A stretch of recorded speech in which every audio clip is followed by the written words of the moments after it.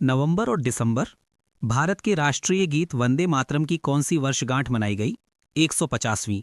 यह गीत किसको समर्पित है? मातृभूमि। वंदे मातरम पहली बार कब प्रकाशित हुआ था? 1875। वंदे मातरम के रचयिता कौन थे? बंकिम चंद्र चट्टोपाध्याय। पीएम मोदी ने 4 नई वंदे भारत एक्सप्रेस ट्रेनों को कहां से हरी झंडी दिखाई? वाराणसी, उत्तर प्रदेश। पीएम ने इस अवसर पर किन ट्रेनों को हरी झंडी दिखाई?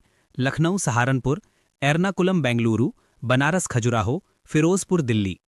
इन 4 नई ट्रेनों के शुरू होने के बाद देश में कुल कितनी वंदे भारत ट्रेनें हो गईं? 160 से अधिक। तीसरा भारत फ्रांस एआई नीति गोलमेज सम्मेलन कहां आयोजित किया गया?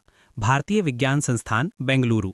सम्मेलन का मुख्य फोकस एआई नीति और जिम्मेदार विकास। वर्ष 2026 को क्या घोषित किया गया? भारत फ्रांस नवाचार वर्ष। किस संगठन ने फास्ट टैग उपयोगकर्ताओं के लिए KYV नो योर व्हीकल प्रक्रिया को सरल बनाया है?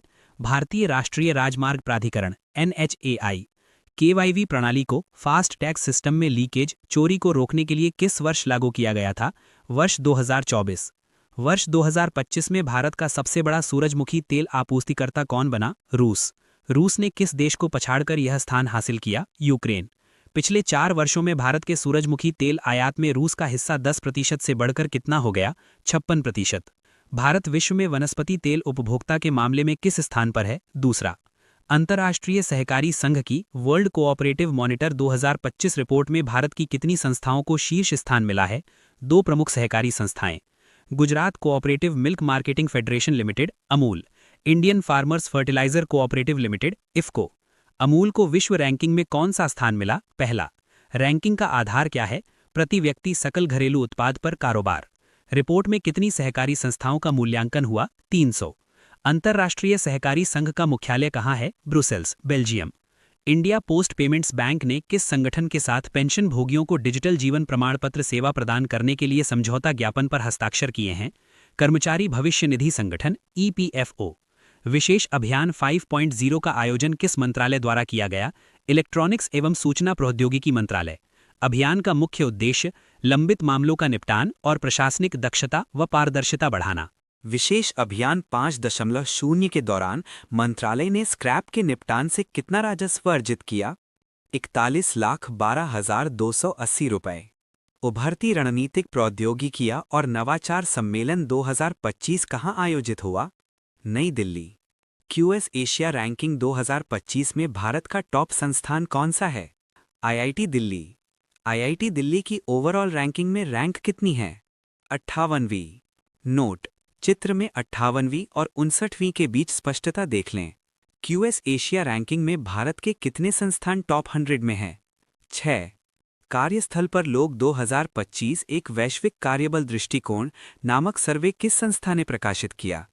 ADP research. वेतन निष्पक्षता भावना में शीर्ष स्थान किस देश को मिला? भारत। सर्वे में कितने प्रतिशत भारतीय कर्मचारियों ने अपने वेतन को अनुचित बताया? मात्र 11%। सर्वे में कितने देशों को शामिल किया गया? 34।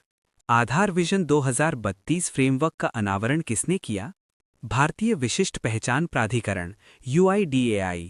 फ्रेमवर्क में किन तकनीकों का उपयोग किया जाएगा? AI, ब्लॉकचेन, क्वांटम कंप्यूटिंग और उन्नत एन्क्रिप्शन। फ्रेमवर्क किस प्रकार का डिजिटल पहचान बनाएगा? सुरक्षित, समावेशी और जनकेंद्रित। चवांग कुट उत्सव किस राज्य में मनाया गया? मणिपुर। ये उत्सव किस समुदाय का है? चिन कुकी मीज़ो। मुख्य उद्देश्य भरपूर फसल के लिए ईश्वर को धन्यवाद देना। 67वें आकाशवाणी संगीत सम्मेलन का आयोजन कितने केंद्रों पर किया गया? 24 केंद्रों पर। कार्यक्रम का आयोजन किसके सहयोग से हो रहा है? प्रसार भारती, संस्कृति मंत्रालय। सोहरा पर्यटन सर्किट परियोजना का उद्घाटन कहाँ किया गया? मेघालय। परियोजना की लागत 200 करोड़। परियोजना किस पहल के तहत वित्त पोषित है? प्रधानमंत्री पूर्वोत्तर क्षेत्र विकास पहल। परियोजना का मुख्य उद्देश्य बुनियादी ढांचा मजबूत करके स्थायी पर्यटन मॉडल बनाना। नीति आयोग ने कृषि तकनीक नवाचार को बढ़ावा देने के लिए कृषि की पुनर्कल्पना रोडमैप कहाँ लॉन्च किया? गांधीनगर, गुजरात। रोडमैप का पूरा नाम कृषि की पुनर्कल्पना अग्रणी प्रौद्योगिकी आधारित परिवर्तन के लिए एक रोडमैप। रोडमैप किन तकनीकों पर केंद्रित है? जलवायु अनुकूल बीज, डिजिटल ट्विन्स, सटीक कृषि और एजेंटिक AI। रोडमैप का मुख्य उद्देश्य कृषि उत्पादकता और स्थिरता को बढ़ावा देना। कोस्टा रिका को फोर्टिफाइड चावल का निर्यात कहाँ से किया गया? छत्तीसगढ़। फोर्टिफाइड चावल क्या है? पोषक तत्वों से युक्त चावल। एआई अनुसंधान और विकास को बढ़ावा देने के लिए आर्टिफिशियल इंटेलिजेंस इनोवेशन हब की स्थापना किस राज्य सरकार ने की? Telangana. Telangana artificial intelligence innovation hub.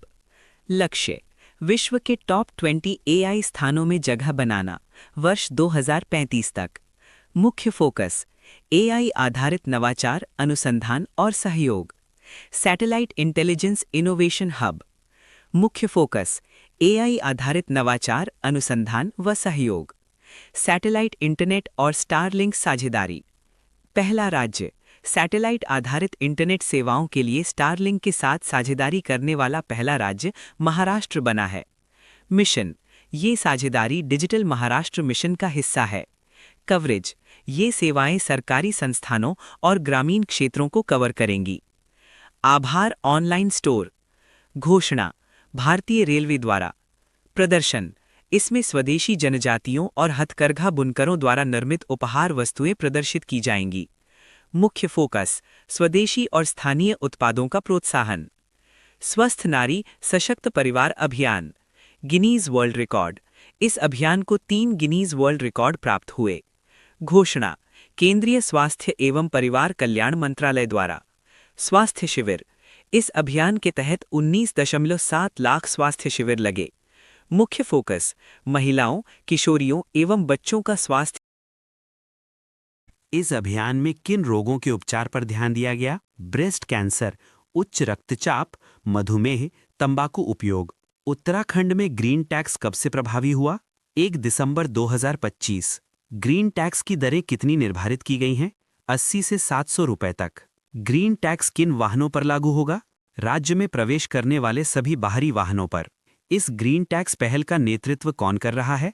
Uttarakhand परिवहन निगम। ग्रीन टैक्स का मुख्य उद्देश्य क्या है? हिमालयी पारिस्थितिकी तंत्र की रक्षा, पर्यावरण संरक्षण और प्रदूषण नियंत्रण। उत्तराखंड के अलावा किन राज्यों में वाहनों पर विभिन्न प्रकार के ग्रीन टैक्स लागू हैं? हिमाचल प्रदेश, दिल्ली, महाराष्ट्र, कर्नाटक, तेलंगाना, आंध्र प्रदेश, मध्य प्रदेश, राजस्थान और झारखंड। अंतर्राष्ट्रीय घटनाक्रम किस देश के द्वारा अपने पहले स्वदेशी विमानवाहक पोत फुजियान को सेवा में शामिल किया गया? चीन। फुजियान किस अमेरिकी विमानवाहक पोत के समकक्ष माना जाता है? जेराल्ड आर फोर्ड श्रेणी। डेविड बेकहम को नाइटहुड की उपाधि किसने प्रदान की? किंग चार्ल्स तृतीय, ब्रिटेन के राजा। बेकहम किस अंतर्राष्ट्रीय संगठन के लिए चैरिटी करते हैं? UNICEF, UNICEF। अब्राहम समझौते में किस देश को शामिल किया गया? कजाकिस्तान। अब्राहम समझौते का मुख्य उद्देश्य क्या है? इजराइल और मुस्लिम बहुल देशों के बीच राजनयिक संबंध सामान्य बनाना। कजाकिस्तान ने इस समझौते में सम्मिलित होने की घोषणा किस सम्मेलन में की? वॉशिंगटन DC में आयोजित C5+1 शिखर सम्मेलन के दौरान। दुनिया का पहला पूरी तरह कैशलेस देश कौन बन गया? स्वीडन। स्वीडन में सबसे लोकप्रिय मोबाइल पेमेंट ऐप कौन सा है? स्विश। स्वीडन के कैशलेस मॉडल का अनुसरण कौन सा देश कर रहा है? नॉर्वे। प्रोजेक्ट सन कैचर किसके द्वारा घोषित किया गया? गूगल। इसका मुख्य उद्देश्य क्या है? स्पेस में सौर ऊर्जा चालित AI आधारित कंप्यूटिंग अवसंरचना का निर्माण करना। प्रोजेक्ट सन कैचर में कौन सी चिप्स इस्तेमाल होंगी? TPU, tensor processing unit. Space solar panel पृथ्वी के पैनलों से कितनी अधिक ऊर्जा पैदा करेंगे? लगभग 8 गुना। ऑप्टिकल लिंक्स की स्पीड कितनी है? 1.6 टेराबाइट्स प्रति सेकंड। प्रोजेक्ट सन कैचर किस प्रकार का प्रोजेक्ट है? Moonshot research. भारत ने जमाइका को तूफान मेलिसा के बाद कितनी टन सहायता भेजी? 20 टन। ये सहायता किस विमान से भेजी गई? C-17, भारतीय वायुसेना। भारत और पुर्तगाल के बीच 5वीं विदेश परामर्श कहाँ हुई? उत्तर लिस्बन। भारत की ओर से परामर्श की सह अध्यक्षता किसने की? सिबी जॉर्ज, सचिव पश्चिमी क्षेत्र, विदेश मंत्रालय। वर्ष 2025 में भारत पुर्तगाल कूटनीतिक संबंधों की कौन सी वर्षगांठ मना रहे हैं? 50वीं। 5वीं भारत बहरीन उच्च संयुक्त आयोग की बैठक कहाँ आयोजित की गई? नई दिल्ली। बैठक के संयुक्त अध्यक्ष कौन थे? डॉक्टर S जयशंकर, भारत, और Abdul Latif bin Rashid Al Zayani, Bahrain. Bharat United Kingdom INUK विज्ञान और प्रौद्योगिकी साझेदारी डैशबोर्ड का पायलट संस्करण का अनावरण कहाँ किया गया? भारत मंडपम, नई दिल्ली। भारत की ओर से डैशबोर्ड का अनावरण किसने किया? प्रोफेसर अजय कुमार सूद, प्रधान वैज्ञानिक सलाहकार, भारत सरकार। यूनाइटेड किंगडम की ओर से इस डैशबोर्ड का अनावरण किसने किया? Doctor David Warren Smith, UK के राष्ट्रीय प्रौद्योगिकी सलाहकार। INUK STP डैशबोर्ड में वर्ष 2018 से अब तक कितनी द्विपक्षीय परियोजनाएं शामिल हैं? 143। अफगानिस्तान और पाकिस्तान के बीच कौन सी सीमा फिर से खोली गई? तोरखम सीमा। सीमा संबंधी वार्ता की मध्यस्थता किन देशों ने की? तुर्की और कतर। तोरखम किस प्रांत में है? खैबर पख्तूनख्वा। यह वार्ता कहाँ की गई? इस्तांबुल में। किस देश ने अपनी नवीनतम परमाणु संचालित पनडुब्बी खाबरोव्स्क का जलावतरण यानी लॉन्च किया है? रूस। इस पनडुब्बी को किस डिजाइन ब्यूरो द्वारा डिजाइन किया गया? Rubin central design bureau of marine engineering. पनडुब्बी की अधिकतम गति क्या है? 30-32 नॉट्स। भारत ने अफगानिस्तान को कितनी मात्रा में दवाएं भेजी? 16 टन से अधिक। अफगानिस्तान में रोग मुख्य रूप से कहां फैल रहे हैं? ग्रामीण और सीमावर्ती क्षेत्रों में। नीदरलैंड के PM डिक शूफ ने किस देश की कलाकृति को काहिरा वापस करने की घोषणा की? प्राचीन मिस्र। कलाकृति कितनी पुरानी है? 3500 वर्ष। मिस्र के ग्रैंड इजिप्शियन म्यूजियम को दुनिया का सबसे बड़ा क्या कहा जाता है? पुरातात्विक संग्रहालय।